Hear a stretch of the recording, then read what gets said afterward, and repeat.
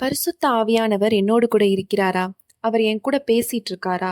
அவர் என்குள்ள வாசம் பண்ணுகிறாரா? அவர் என்கிட்ட இருக்கிறாரா? அப்படிங்கிறத நான் எப்படி உணர்ந்து கொள்றது? எப்படி நான் புரிஞ்சுக்கிறது? அப்படின்னு சொல்லி ஒரு கவலையோடு, குழப்பத்தோடு நீங்க காணப்பட்டீங்கன்னா, இந்த வீடியோ உங்களுக்காகத்தான். இன்று கூட நம்ம என்ன பார்க்க போறோம் அப்படின்னா, பரிசுத்த ஆவியானவர் உங்களுக்குள் இருக்கிறார் என்றால், இந்த 5 அறிகுறிகள நீங்க பார்ப்பீங்க. அப்படிங்கிற டாபிக்ல தான் நம்ம வீடியோ பார்க்க போறோம். இந்த வீடியோவ நீங்க ஃபுல்லா ஸ்கிப் பண்ணாம பாருங்க. ஃபர்ஸ்ட் பாயிண்ட்டா பார்த்தீங்க அப்படின்னா, பாவத்திற்கு உங்களுக்குள்ள ஒரு பயம் ஏற்படும். பரிசுத்த ஆவியானவர் உங்களுக்குள்ள இருந்தார் அப்படின்னா, நீங்க பாவத்த கண்டு பயப்படுவீங்க. இதுக்கு முன்பாக எப்படின்னா, உங்களுக்கு பாவத்தின் மேல ஒரு பயம் இருக்காது. நீங்க சர்வசாதாரணமா எல்லாரும் பண்றாங்களே, அதனால நம்மளும் பண்ணுவோம் அப்படின்னு சொல்லிட்டு உங்க லைஃப் அப்படியே போயிருக்கும். ஆனா, பரிசுத்த ஆவியானவர் உங்களுக்குள்ள வந்ததுக்கப்புறம் எப்படி மாறும் அப்படின்னா, பாவத்த பார்த்தாலே ஒரு பயம் வரும். உங்க இருதயத்துல ஒரு மாரி ஒரு பயமான ஒரு ஒரு ஃபீல் வந்து உங்களுக்கு வந்து கிரியேட் ஆகும். இதுக்கு வேதத்துல ஒரு வசனம் காணப்படுது. சங்கீதம் 119ஆம் அதிகாரம் 11ஆம் வசனம். நான் உமக்கு விரோதமாய் பாவம் செய்யாதபடிக்கு உமது வாக்கை என் இருதயத்தில் வைத்து வைத்தேன். இங்க என்ன சொல்லப்படுது அப்படின்னா, அவரோட வார்த்தை நமக்குள்ள இருந்துச்சுன்னா என்ன பண்ண மாட்டோம் அப்படின்னா, நம்ம பாவம் செய்ய மாட்டோம் அப்படிங்கிறத இங்க நம்ம பார்க்கிறோம். அப்போ அவரோட வார்த்தைனா பரிசுத்த ஆவியானவர் நமக்குள்ள இருந்தார், ஆண்டவர் நமக்குள்ள இருந்தார் அப்படின்னா, நம்ம என்ன செய்ய மாட்டோம்? பாவம் செய்ய மாட்டோம். பாவத்த பார்த்தா நமக்கு ஒரு பயம் ஏற்படும். இப்போ யோசேப்பு லைஃப் எடுத்துக்கோங்களேன். யோசேப்பு எப்படிப்பட்டவராக காணப்பட்டார்? பாவத்துக்கு விலகி ஓடினார் சொல்லி நம்ம வந்து பார்க்கிறோம். ஆதியாகமம் 39ஆம் அதிகாரம் 9ஆம் வசனத்தை நீங்க பாத்தீங்கன்னா, இந்த வீட்டிலே என்னிலும் பெரியவன் இல்லை, நீ அவருடைய மனைவியா இருக்கிறபடியால் உன்னை தவிர வேறொன்றையும் அவர் எனக்கு விலக்கி வைக்கவில்லை. இப்படி இருக்க நான் இத்தனை பெரிய பொல்லாங்கு உடன்பட்டு தேவனுக்கு விரோதமாய் பாவம் செய்வது எப்படி? வந்து ஒர்க்கிங் ஸ்பேஸ்ல தான் இந்த மாதிரி விஷயங்கள் வந்து அதிகமா ஏற்படும். நீங்க ஒர்க் பண்றீங்க, ஒர்க் பண்ற இடத்துல எல்லாருமே சேர்ந்து ஒரு பொய்யா ஒரு ஒரு காரியம் ஒண்ணு பண்றாங்க. இது லைட்டா அதுல ஒரு நம்பரை மட்டும் மாத்தி போட்டா போதும். ஒரு அக்கௌண்ட்ஸ்லயோ ஒரு ஸ்டேட்மெண்ட் எடுக்கிறீங்களோ ஏதோ ஒன்று, இது லைட்டா இதை மட்டும் சேஞ்ச் பண்ணி போட்டுறலாம். இது போட்டா யார் கண்டுபிடிக்க போறா? இதெல்லாம் ஒரு பிரச்சனை இல்லை, போட்டுரு அப்படின்னு சொல்லி கூட இருக்கிறவங்க உங்களை வந்து சொல்லலாம். அப்போ நீங்க இதுக்கு முன்னாடி நீங்க அதை பண்ணிருப்பீங்க. ஆனா இப்போ உங்களுக்கு பண்ணணும்னா உங்களுக்கு ஒரு பயம் ஏற்படும். நான் இதை வந்து பண்ணக்கூடாது, இது தப்பு அப்படிங்கிற ஒரு உணர்வு வந்து என்ன பண்ணும்னா உங்களுடைய இருதயத்துல வந்து வரும். ரெண்டாவது பாத்தீங்கன்னா, இதே மாதிரிதான் நீங்க வேலை பார்க்குற இடத்துல உங்களுக்கு ஒருத்தரை பிடிக்கல அப்படின்னா, நீங்க எல்லாருமே சேர்ந்து அவங்கள பத்தி நம்ம பொய்யா ஒரு குற்றச்சாட்டு வச்சிருப்போம். இந்த மாதிரி காரியங்கள் வந்து நடந்திருக்கலாம். ஆனா இப்போ வந்து இந்த மாதிரி விஷயங்கள் பண்றதுக்கு என்ன பண்ணும்னா உங்களுக்குள்ள ஒரு பயம் ஏற்படும். பாவத்தை கண்டா ஒரு பயம் வரும் உங்களுடைய இருதயத்துல, இது செய்யக்கூடாது அப்படின்ட்டு.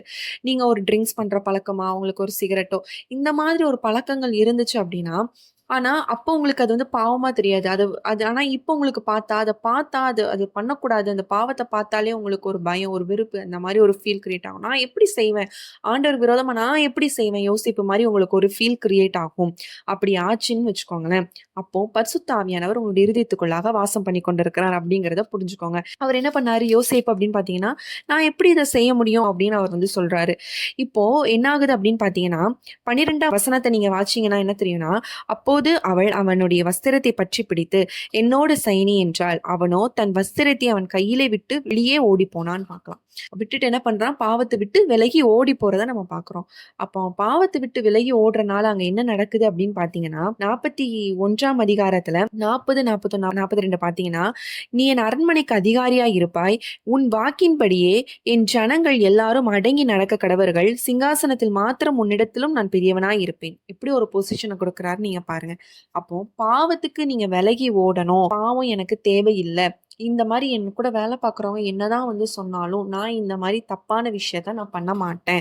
என்னைக்கு உங்களுக்கு இப்படி ஒரு உணர்வுகள் வந்து ஏற்படுதோ அப்போ நீங்க புரிஞ்சுக்கோங்க, ஆண்டவர் பரிசுத்த ஆவியானவர் உங்களுடைய இருதயத்துல வாசம் பண்ணுகிறார் அப்படிங்கிறத நீங்க புரிஞ்சுக்கலாம். செகண்ட் சைனா பாத்தீங்க அப்படின்னா, வீண் பேச்சுக்கு விலகி ஓடுவீங்க.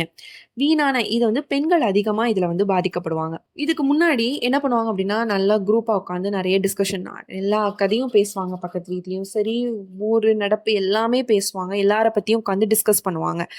ஆனா இப்போ உங்களுக்குள்ள பரிசுத்த ஆவியானவர் இருந்தாங்கன்னா, அந்த மாதிரி ஒரு சரௌண்டிங் இருந்தாலும் நீங்க அங்கிருந்து விலகி போகிறதுக்கு தான் நீங்க பாப்பீங்க. அங்க உட்காந்து அவங்க கூட உட்காந்து நீங்க பேச மாட்டீங்க. அந்த மாதிரி ஒரு உணர்வு உங்களுக்கு ஏற்பட்டுச்சுன்னா உங்களுக்குள்ள பரிசுத்த ஆவியானவர் இருக்கிறார் அப்படிங்கிறத நீங்க புரிஞ்சுக்கலாம். இதுக்கு நம்ம ஒரு அதிகாரம் வாசிக்கலாம். 1 தீமோத்தேயு 6ஆம் அதிகாரம் 20ஆம் வசனம். இதுல பாத்தீங்கன்னா, "உன்னிடத்தில் ஒப்புவிக்கப்பட்டதை நீ காத்துக்கொண்டு, சீர்கேடான வீண் பேச்சுகளுக்கும், ஞானமென்று பொய்யாய் பேர் பெற்றிருக்கிற கொள்கையின் விபரீதங்களுக்கும் விலகு" அப்படின்னு சொல்லி தீமோத்தேயு சொல்லுவாங்க. இதுல என்ன அப்படின்னு பாத்தீங்கன்னா, சீர்கேடான வீண் பேச்சுக்கும் விலகு அப்படின்னு பார்க்கிறோம். தேவையில்லாத வீண் பேச்சு உங்களுக்கு வராது. டைம் ஸ்பெண்ட் பண்ண மாட்டீங்க. பரிசுத்த ஆவியானவர் உங்களுக்குள்ள இருந்தாருன்னா. இதுக்கு முன்னாடி நீங்க பண்ணியிருப்பீங்க. இப்போ நீங்க உங்களோட ஃப்ரெண்டுக்கே ஃபோன் போட்டு, சும்மா உட்காந்து என்ன பேசுவீங்கன்னே தெரியாம 1/2 மணி நேரம், 1 மணி நேரம் இந்த மாரி உங்களோட டைம் நீங்க வந்து ஸ்பெண்ட் பண்ணியிருக்கலாம். ஆனா, இப்போ உங்களுக்கு அதுல இன்ட்ரெஸ்ட் இருக்காது. அந்த மாரி பேசினாலே, "எதுக்கு இப்படி வீணா பேசி டைம் ஸ்பெண்ட் பண்றீங்க?" அப்படிங்கிற உணர்வு உங்களுக்குள்ளாக ஏற்படும். அந்த மாரி ஒரு உணர்வு உங்களுக்குள்ள ஏற்பட்டுச்சு அப்படின்னா, நீங்க புரிஞ்சுக்கோங்க, உங்களுக்குள்ள பரிசுத்த ஆவியானவர் இருக்கிறார் அப்படிங்கிறத புரிஞ்சுக்கணும். இன்னொன்னு, நீதிமொழிகள் 21ஆம் அதிகாரம் 23ஆம் வசனத்துல சொல்லப்படுது, "தன் வாயையும் தன் நாவையும் காக்கிறவன் தன் ஆத்துமாவை இடுக்கண்களுக்கு விலக்கி காக்கிறான்." இப்போ வாயிங்கிறது ரொம்ப இம்பார்ட்டன்டான ஒரு ஆர்கனா காணப்படுது. இதுல தான் நம்ம பாவம் செய்றோம். ஈஸியா பாவம் செஞ்சு விழுந்து விடுறோம். பரிசுத்த ஆவியானவர் அங்க வந்து செயல்படாம போயிறாரு. அப்போ இந்த விஷயங்கள், இந்த நாவ விசேஷமா காத்துக்கொள்றவன் தான் என்ன பண்றான் அப்படின்னா, பரிசுத்த ஆவியானவர் உங்க இருதயத்துல வாசம் பண்றாங்க. அப்போ நீங்க வீண் பேச்சுக்கு விலகி ஓடுறீங்க அப்படின்னா, நீங்க புரிஞ்சுக்கோங்க, பரிசுத்த ஆவியானவர் உங்களுக்குள் இருக்கிறார். 3வது ஒரு காரியம் பார்த்தீங்க அப்படின்னா, உங்களுடைய கேரக்டர் அப்படியே சேஞ்ச் ஆகும். உங்களுடைய சுபாவம் அப்படியே சேஞ்ச் ஆகும். "நீ முன்ன மாதிரி இல்லையே, நீ அப்படியே மாறிட்ட" அப்படின்னு சொல்லி உங்கள பார்த்து மனுஷங்களே, உங்க கூட பழகுனவங்களே சொல்லுவாங்க. அது உங்களுக்கே தெரியாது. நீங்க சேஞ்ச் ஆனது உங்களுக்கே தெரியாது. அவங்க சொன்னதுக்கு அப்புறம் தான் நீங்க ரியலைஸ் பண்ணுவீங்க. ஆமா, நம்ம இப்படி சேஞ்ச் ஆயிருக்கோம் அப்படிங்கிறதே உங்களுக்கே அப்பதான் ரியலைஸ் ஆகும். ஒருவேளை நீங்க ரொம்ப கோவப்படுற நபரா இருக்கும். எல்லாத்துக்கும் சிடு சிடு சிடுன்னு இருப்பீங்க. ஆனா இப்போ உங்களுக்கு அப்படி சுபாவம் இருக்காது. நீங்க பொறுமையா, காமா அந்த சிச்சுவேஷன ஹேண்டில் பண்ணக்கூடிய நபரா நீங்க மாறி இருப்பீங்க. இதுக்கு முன்னாடி எல்லாத்துக்கும் கோவப்பட்டு எல்லாரும் திட்டுவீங்க. உங்ககிட்ட பேசுறதுக்கே பயப்படுவாங்க. பட் இப்போ வந்து அவங்களே சொல்லுவாங்க, "நீ ரொம்ப சேஞ்ச் ஆயிட்டன்னு" சொல்லுவாங்க. இந்த மாரி உங்களுக்குள்ள சின்ன சின்ன சேஞ்சஸ மத்தவங்க உணருவாங்க. பரிசுத்த ஆவியானவர் உங்களுக்குள்ள இருந்தா. நீங்க ஒரு வசனம் வாசிக்கலாம். எபேசியர் 4ஆம் அதிகாரம் 24ஆம் வசனம். "மெய்யான நீதியிலும் பரிசுத்தத்திலும் தேவனுடைய சாயலாக சிருஷ்டிக்கப்பட்ட புதிய மனுஷனை தரித்துக் கொள்ளுங்கள்." இந்த வேத வசனத்திலும் அதுதான் சொல்லப்படுது. தேவ சாயலாக சிருஷ்டிக்கப்பட்ட புதிய மனுஷனை தரித்துக் கொள்ளுங்கள். அப்போ பரிசுத்த ஆவியானவர் உங்களுக்குள்ள இருந்தா, உங்களை பார்க்குறவங்க என்ன சொல்லுவாங்கன்னா, நீ மாறிட்ட அப்படிங்கிறத என்ன ஐடென்டிஃபை பண்ணுது அப்படின்னு பார்த்தீங்கன்னா, தேவ சாயலாக நீங்கள் சிருஷ்டிக்கப்பட்டிருக்கிறீங்க அப்படிங்கிறத மற்றவங்க உணர்ந்து கொண்டு இருக்கிறாங்க. இதுக்கு என்னோட லைஃப்பில் நடந்த ஒரு விஷயத்த நான் இங்கே சொல்லணும்னு நினைக்கிறேன். நான் ஒர்க் பண்ணிட்டு இருந்த டைம் பார்த்தீங்கன்னா, நான் ஒரு கார்ப்பரேட்டில் தான் ஒர்க் பண்ணிட்டு இருந்தேன். அப்போ அந்த டைமில் என்னாச்சு அப்படின்னா, என் கூட ஒர்க் பண்ணுறவங்க எல்லாருமே சினிமா பார்ப்பாங்க, மூவிஸ் போவாங்க, வீக்கெண்ட் ஆனால் வெளியே போகிறது, இதெல்லாம் அங்கே ஆஸ் யூஷுவல் நடக்கிற ஒரு காமனான ஒரு விஷயம் தான். அப்போ நான் அங்கே போன டைமில் என்னாச்சு அப்படின்னா, நான் ஒரு டீமாக பார்த்தாங்கன்னா நான் கண்டிப்பாக அங்கே போய் தான் ஆகணும். ஆனால் அந்த இடத்துலையும் நம்ம எப்படி இருக்கோம், பரிசுத்த ஆவியா நமக்குள்ளே இருந்தால் நம்மளோட சுபாவங்கள் அங்கே வெளிப்படும், அப்படி தானே? அப்போது அங்கே என்ன ஆச்சு அப்படின்னா, என்னை கூப்பிடுவாங்க. கண்டிப்பாக வந்தே ஆகணும், இல்லைன்னா நான் இப்போ சேலரி போடுறப்போ அங்கே இஷ்யூ பண்ணுவேன். இந்த மாதிரி என்னோட டிஎல் இப்படிலாம் பேசுவாங்க. பட் ஆனாலும் அந்த சூழ்நிலையிலையும் நம்ம எப்படி இருக்கோம், போல்டாக இருக்கோமா, நம்ம எந்த சைடு நம்ம நிற்கிறோம் அப்படிங்கிறத கண்டிப்பாக ஆண்டவர் பார்த்துட்டே இருப்பார். அப்போ அந்த டைம்லலாம் நான் இல்லை, நோனா நோ, நான் அதில் எந்த காம்ப்ரமைஸும் பண்ணலை அந்த டைமில். அந்த டைம் அந்த ஒரு தைரியத்தை கண்டிப்பாக பரிசுத்த ஆவியானவர் தான் எனக்கு கொடுத்தார். இந்த விஷயத்துலலாம் நீ உடன் போகக்கூடாது அப்படின்ட்டு. அப்போ இந்த மாதிரி டைம்லலாம் நான் அந்த ஒர்க்கிங் டைம்லலாம் அவங்க மூவிஸ் போகிறதா சரி, அவுட்டிங் போகிறதா இருந்தாலும் சரி, இந்த மாதிரி சொல்லுவேன், கேம் விளையாடுறது, இந்த மாதிரி விஷயங்கள் எல்லாம் நான் அவங்க கூப்பிடுவாங்க, அதுக்கான சூழ்நிலை அமைஞ்சது. பட் ஆனால் அதில் நான் அதுலேருந்து வெளியே வர்றதுக்கு, அதில் நோ அப்படின்னு சொல்லி ஆண்டவர் என்னை வெளியே கொண்டு வர்றதுக்கு அந்த டைமில் எனக்கு தைரியத்தை கொடுத்தார். அதை தாண்டி பார்த்தீங்கன்னா, அவங்க ஒரு சாட்சி சொல்லுவாங்க, இந்த பொண்ணுனா இவன் ஏமாற்ற மாட்டா, உண்மையாக ஒரு வேலையை நம்ம கொடுத்துட்டோன்னா. அப்போ நான் ஒர்க் ஃப்ரம் ஹோம் டைமில் தான், நான் கொரோனா டைம்லேருந்து ஒர்க் ஃப்ரம் ஹோமில் தான் இருந்தேன். வேலை பார்க்குற இடத்துலன்னு பார்த்தீங்கன்னா, அவங்க என் மேலே ஒரு ட்ரஸ்ட் வச்சுருந்தாங்க. என்ன ட்ரஸ்ட், எப்படி அந்த ட்ரஸ்ட் கிரியேட் ஆச்சுன்னா, ஆண்டவர் அவக்குள்ளே இருக்கிறனால அவள் பொய் சொல்ல மாட்டா, ஏமாற்ற மாட்டா, அவள் கரெக்டாக அவளோட விஷயத்தில் இருப்பா அப்படிங்கிற ஒரு இமேஜ் கிரியேட் ஆனதுக்கு யார் காரணம் அப்படின்னு பார்த்தீங்கன்னா, ஆண்டவர் தான், பரிசுத்த ஆவியானவர். அப்போ பரிசுத்த ஆவியானவர் நமக்குள்ளே இருக்கும் பொழுது பார்த்தீங்கன்னா, நம்ம தேவ சாயலை வெளிப்படுத்துகிற ஜனமாக நம்ம காணப்படுவோம். யாரும் நம்மளை குறை சொல்ல மாட்டாங்க. நீ ப்ரேயர் பண்ணுற, என்ன நீ இப்படி இருக்க, நீ என்ன மற்றவங்களுக்குலாம் உபதேசம் பண்ணுற, நீயே அங்கே ஒழுங்கு கிடையாது, உன் கேரக்டரே இப்படி இருக்குது, நீ இப்படி கோவப்பட்டே இருக்க, இதில் என்ன ப்ரேயர் பண்ணி என்ன பிரயோஜனம்னு உங்களை சொல்ல மாட்டாங்க. அப்போது நீங்கள் கரெக்டாக இருக்கீங்களா அப்படின்னு நீங்கள் பாருங்கள். உங்களோட இதில் உங்களுக்கே தெரியாமல் நிறைய சேஞ்சஸ் உங்களுக்குள்ள நடக்குது. நீங்கள் வந்து முந்தி மாதிரி இல்லை அப்படிங்கிறத நீங்கள் ஃபீல் பண்ணுறீங்க அப்படின்னா பரிசுத்த ஆவியானவர் உங்களுக்குள்ளே இருக்கிறார் அப்படிங்கிறத நீங்கள் உணர்ந்துக்கலாம். அடுத்ததாக பார்த்தீங்கன்னா 4ஆவதா ஒரு விஷயம் பார்த்தீங்கன்னா ஜப வாழ்க்கை. இது ரொம்ப ரொம்ப இம்பார்ட்டன்ட். உங்களோட ப்ரேயர் லைஃபு ஒரு மாதிரி சேஞ்ச் ஆயிருக்கும். நீங்க முந்தி 5 நிமிஷம் ஜெபிச்சவங்களா காணப்படுவீங்க. ஆனா இப்போ 1/2 மணி நேரம் உட்கார்ந்தாலும் உங்களுக்கு போர் அடிக்காது. முந்தி நீங்க உட்கார்ந்து ஜெபம் பண்ணுவீங்க. ஆனா நீங்க வந்து ரொம்ப நேரம் பண்ண மாரி இருக்கும். டைம பார்ப்பீங்க. டைம் 5 நிமிஷம் தான் இருக்கும். ரொம்ப நேரம் நீங்க ஆக்சுவலி பிரேயர் பண்ணியிருப்பீங்க. ஆனா உங்களுக்கு என்ன ஃபீல் ஆகும்னா, கொஞ்ச நேரம் தான் பண்ண மாரி இருக்கு அப்படின்னு பார்ப்பீங்க. ஆனா டைம பார்த்தீங்கன்னா உங்களுக்கு தெரியும் 1 மணி நேரம், 2 மணி நேரம் உட்கார்ந்து பிரேயர் பண்ணியிருப்பீங்க.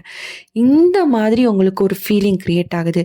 பிரேயர் பண்ண உட்கார்ந்துட்டீங்க அப்படின்னா, நேரம் போறதே தெரியாம மெய்மறந்து உட்கார்ந்து நான் பிரேயர் பண்றேன். ஆண்டவரோடு நேரம் செலவிடுறேன் அப்படிங்கிற உணர்வுகள் உங்களுக்குள்ள அதிகமாச்சு அப்படின்னு வச்சுக்கோங்களேன். ஆண்டவர் பரிசுத்த ஆவியானவர் உங்களுக்குள்ள இருக்கிறார் அப்படிங்கிறத நீங்க கன்ஃபார்ம் பண்ணலாம். இந்த இடத்துல நீங்க பாத்துக்கணும், உங்களோட ஜெப வாழ்க்கை அதிகமாகிறது அப்படின்னால நீங்க குடும்ப பொறுப்புல வந்து நீங்க கேர்லெஸ்ஸா இருக்க மாட்டீங்க. பரிசுத்த ஆவியானவர் உங்களுக்குள்ள இருந்தா இது 2மே ஹேண்டில் பண்றதுக்கு உங்களுக்கு கரெக்டான ஞானத்தை கொடுப்பார். சில பேர் பிரேயர்னு இருந்துட்டு குடும்ப லைஃப்பை வந்து விட்டுருவாங்க. அப்படி இருக்கக்கூடாது. பிரேயர் லைஃப்லயும் நம்ம கரெக்டா இருக்கணும். ஃபேமிலி மேனேஜ்மெண்ட் பண்ணுறதுலையும் கரெக்டாக இருக்கணும். வர நாட்களில் நம்ம ஃபேமிலியை எப்படி மேனேஜ் பண்ணலாம், ப்ரேயர் லைஃப்பையும் ஃபேமிலியும் நான் எப்படி ஹேண்டில் பண்ணுறது, எப்படி பேலன்ஸ் பண்ணுறது அப்படிங்கிற விஷயத்த அப்கமிங் டேஸில் வந்து உங்களுக்கு இது ஒரு வீடியோவாகவே நாங்கள் வந்து உங்களுக்கு போடுறோம். அது உங்களுக்கு ரொம்ப யூஸ்ஃபுல்லாக இருக்கும். ஏன்னா என் லைஃப்பில் நான் ப்ரேயர் லைஃப்லேயும் என்னோடய ஃபேமிலியும் நான் எப்படி பேலன்ஸ் பண்ணிக்கிறேன் அப்படிங்கிறத சொல்லும்பொழுது உங்களுக்கு ரொம்ப ஈஸியாக இருக்கும் அப்படின்னு நான் நினைக்கிறேன்.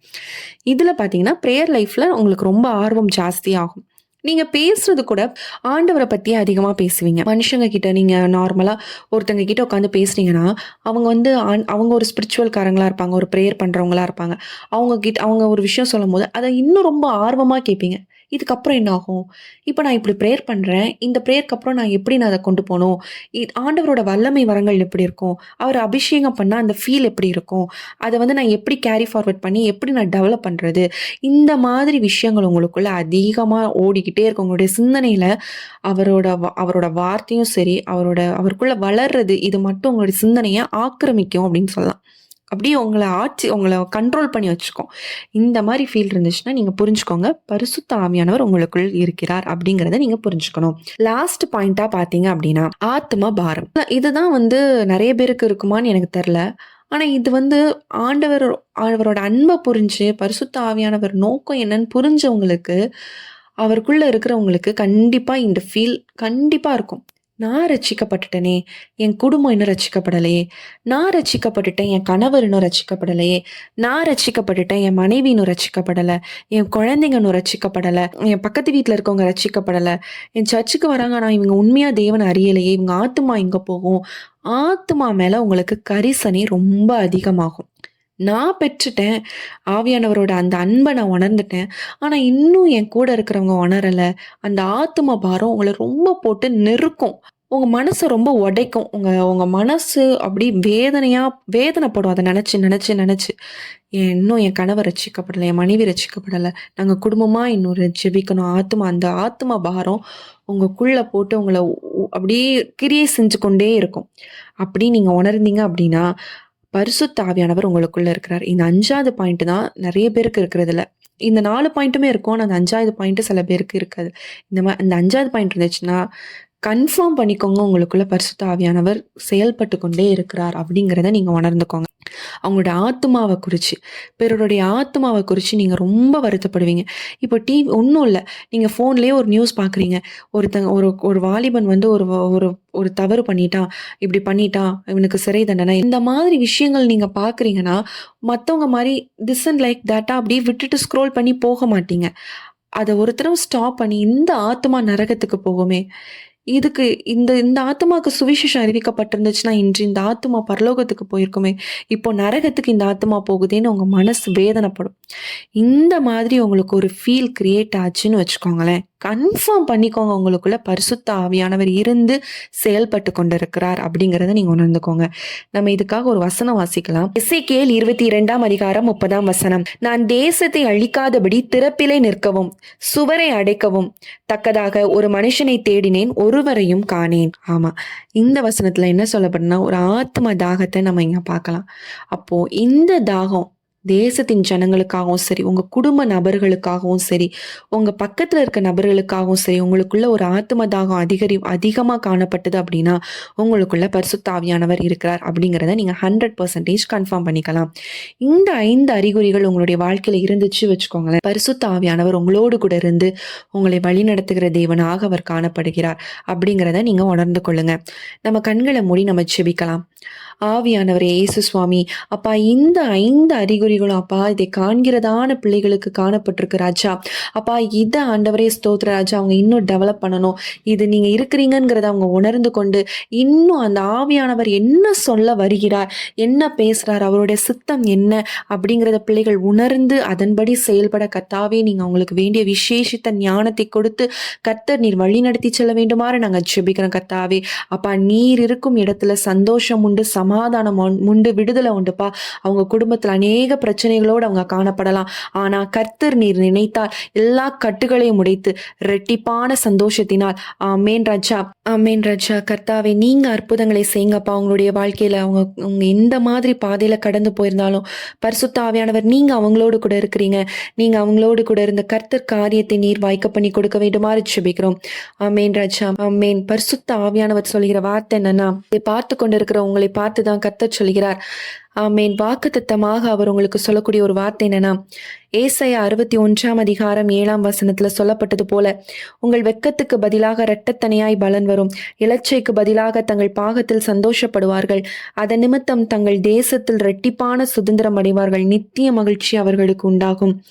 இந்த நாளிலும் கர்த்தர் உங்களை பார்த்து தான் சொல்கிறார், வெட்கத்துக்கு பதிலான இரட்டத்தனையாய் பலன் வரும் என்று சொல்லி கர்த்தர் சொல்கிறார். இந்த வீடியோவை கூட நீங்க ஒரு கண்ணீரோடு கூட நீங்க பார்த்து கொண்டு இருக்கலாம். பரிசுத்த ஆவியானவர் எனக்குள்ள இருக்கும்போது ஏன் இந்த மாதிரி காரியங்கள்லாம் என்னுடைய வாழ்க்கையில நடக்கு? கர்த்தர் உங்களை பார்த்து தான் சொல்கிறார், மகளே உன்னுடைய வாழ்க்கையில, மகனே உன்னுடைய வாழ்க்கையில வெட்கத்துக்கு மட்டும் பார்த்த உன்னோட வாழ்க்கையில இன்றைக்கு இரட்டத்தனையான பலனை நான் உண்டு பண்ண போகிறேன். நீ விசுவாசித்தால் என்னுடைய மகிமை நீ காண போகிறாய் என்று சொல்லி கர்த்தர் உங்களுக்கு ப்ராமிஸ் பண்றாங்க.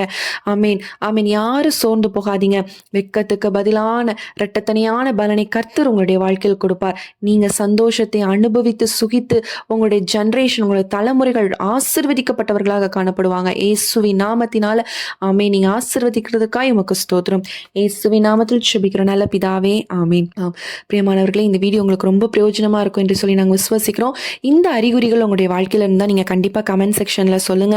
கர்த்தரினோடு கூட இதன் மூலமா கர்த்தரினோடு கூட உறுதிப்படுத்தினார் அப்படிங்கிற காரியங்களை சொல்லுங்க. அதை பார்க்குற எங்களுக்கு ரொம்ப உற்சாகமாக காணப்படும். உங்களுக்காக ஜெபிக்க வேண்டும் அப்படின்னு நீங்கள் நினச்சிங்க அப்படின்னா, ஸ்க்ரீனில் தெரியுதான வாட்ஸ்அப் நம்பருக்கு வாய்ஸ் மெசேஜ் பண்ணுங்கள். இல்லைனா டெக்ஸ்ட் பண்ணிங்க அப்படின்னா நாங்கள் அதை பார்த்து உங்களுக்கு மெசேஜ் பண்ணி உங்களுக்காக ப்ரேயர் பண்ணுறதுக்கு ரொம்ப பிரயோஜனமாக இருக்கும். மீண்டும் உங்களை இன்னொரு வீடியோவில் சந்திக்கிறோம். கர்த்தர் உங்களை ஆசீர்வதிப்பாராக. ஆமேன்.